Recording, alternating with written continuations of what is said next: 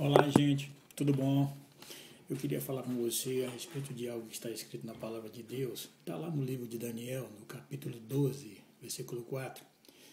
O anjo disse o seguinte a Daniel, depois você pode dar uma pesquisada lá na sua Bíblia e você vai conferir e vai ver que realmente é aquilo que eu acabei de falar para você.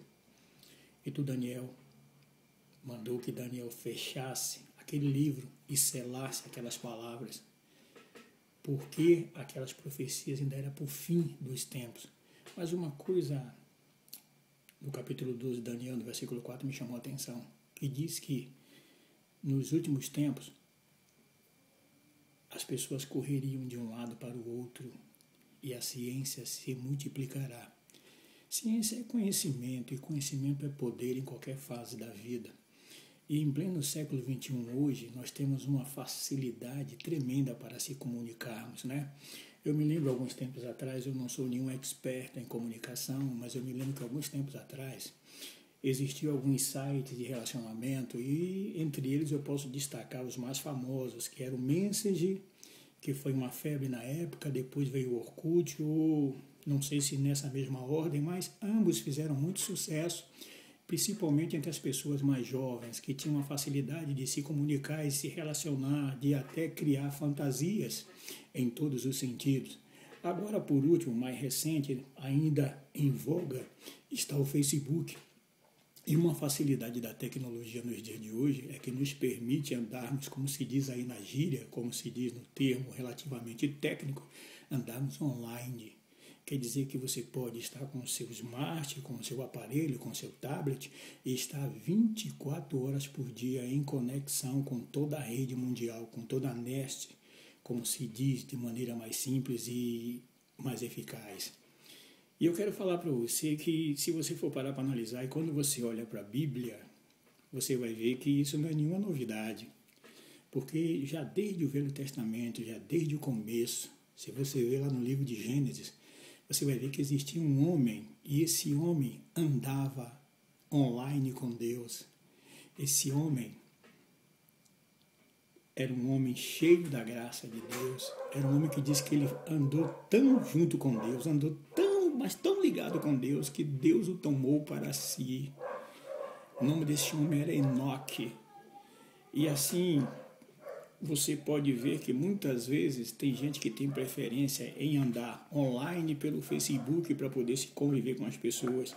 Mas uma coisa eu digo para você, quando nós que nos dizemos cristãos começarmos a voltar o nosso pensamento para Deus e começarmos a andar como os servos de Deus andávamos no passado, quando nós começarmos a nos voltarmos tão somente para a palavra de Deus, aí então Deus vai começar a fazer um milagre descer abundantemente sobre a sua vida.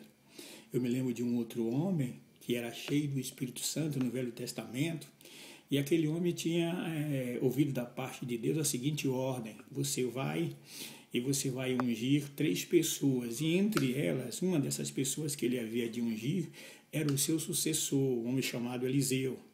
E diz a Bíblia que os dois estavam andando junto, próximo do Jordão, e então veio uma carruagem de fogo, e aquela carruagem de fogo fez com que os dois se separassem, e Elias subiu aos céus num redemoinho. Isso era a conclusão do seu testemunho, da sua comunhão com Deus Todo-Poderoso. Onde é que eu quero chegar aqui? É que hoje nós queremos fazer de conta que estamos online com Deus, porque vamos à igreja, porque oramos, porque muitas vezes falamos palavras bonitas e pensamos que realmente Deus está neste negócio. Olha, para Deus estar no nosso negócio, para Deus estar nessas nossas pesadas, nessas nossas pegadas em que nós andamos, é preciso que nós estejamos em comunhão e em concordância com a palavra dele. Então aquele homem, eu volto a dizer, aquele homem então foi levado aos céus, e a pessoa que deveria ser o seu sucessor, e foi realmente seu sucessor, Eliseu, ele havia pedido alguns instantes antes: olhe, eu quero, Elias disse assim, peça o que você quiser, porque daqui a pouco eu vou subir a glória, aleluia. E então o que foi que aconteceu? Eliseu disse: eu quero ter porção dobrada do teu Santo Espírito. Isso quer dizer o seguinte, que hoje parece que a igreja se esqueceu que Deus não mudou, que Ele é o mesmo, que Ele é poderoso, que Ele é Senhor, que Ele é absoluto, que todas as coisas contribuem para que Ele seja louvado, engrandecido e glorificado. Infelizmente, hoje, nós temos buscado outros parâmetros, nós temos buscado e temos colocado como diretrizes, temos colocado como prioridades, muitas vezes começando pela carne, para depois tentar chegar ao Espírito, quando a Bíblia diz que nós devemos primeiramente buscar o reino de Deus e a sua justiça, e todas as outras coisas nos seriam acrescentadas. Se é uma coisa que Deus não pode fazer, é mudar a sua palavra, e o conceito continua sendo esse até hoje. Buscar a Deus acima de tudo.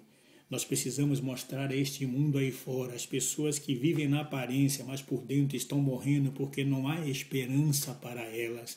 Precisamos mostrar que existe um Deus e esse Deus é o Senhor absoluto, é o Senhor em que não há sombra nem variações de dúvida. Ele é o mesmo ontem, hoje e eternamente, e Ele tem poder para transformar o bêbado, a prostituta, o viciado, o ladrão, o pederasta.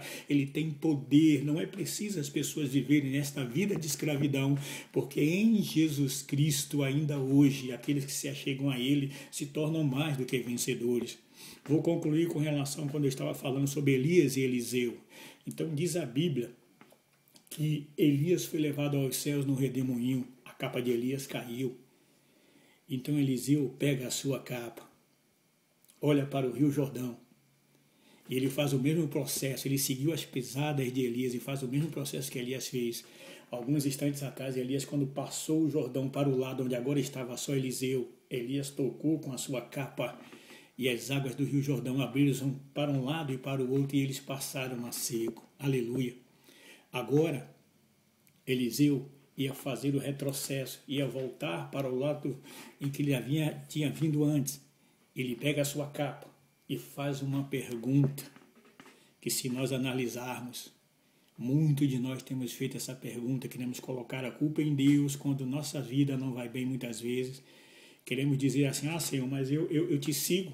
Eu me lembro, sabe de quê? Quando eu vejo esse texto, eu me lembro daquele jovem mancebo, quando Jesus disse a ele, você guarda os mandamentos. Ele falou, eu tenho guardado tudo, eu tenho feito isso desde a minha mocidade. E aquele jovem tinha sentido que lá no seu íntimo faltava alguma coisa. E ele perguntou a Jesus, o que é que me falta ainda? E Jesus disse uma palavra a ele que era para ele realmente tomar a decisão entre seguir a Deus ou continuar vivendo a sua velha vida de ilusão. E Jesus disse a ele, vai, vende tudo que você tem, dá aos pobres, terá um tesouro no céu e vem e segue-me. Agora eu volto para Eliseu. Eliseu bate no Rio Jordão, bate a sua capa, toca a sua capa e pergunta, onde está o Senhor, Deus de Elias? Quando eu li essa passagem, a primeira coisa que Deus disse para mim foi, e onde estão os Elias do Senhor? Aleluia. Queremos que Deus atue, queremos que Deus opere, mas não queremos andar online com Deus, não queremos andar na sua comunhão, porque temos que pagar um preço. Apesar de que o maior preço Jesus Cristo já pagou, mas o próprio Jesus disse, aquele que quiser vir após mim, negue-se a si mesmo, tome sobre si a sua cruz e siga-me. Eu quero dizer uma coisa para você. Você quer ser uma bênção nas mãos de Deus? Você quer ser um vitorioso em todas as batalhas? Porque aquele que anda com Deus não conhece derrotas. Você quer ser vitorioso? Então comece a partir de agora, pedir ao Senhor para que Ele entre na sua vida, para que você comece a desempenhar o seu papel como sacerdote do Deus Altíssimo. Isso, você é um sacerdote, você sabia disso? Você é responsável por esse templo aí que é o seu corpo. E é você que vai determinar quantas vezes por dia você vai estar oferecendo holocausto ao Senhor. E o maior holocausto que podemos oferecer a Deus, a melhor oferta que podemos oferecer a Deus é a nossa vida. A nossa vida diante do altar. E quer dizer, estar diante do altar é deixar que Deus tome a direção e não nós. No momento que você fizer isso, entregar o teu caminho ao Senhor, confiar nele, vai se cumprir o livro de Salmos, e tudo ele fará.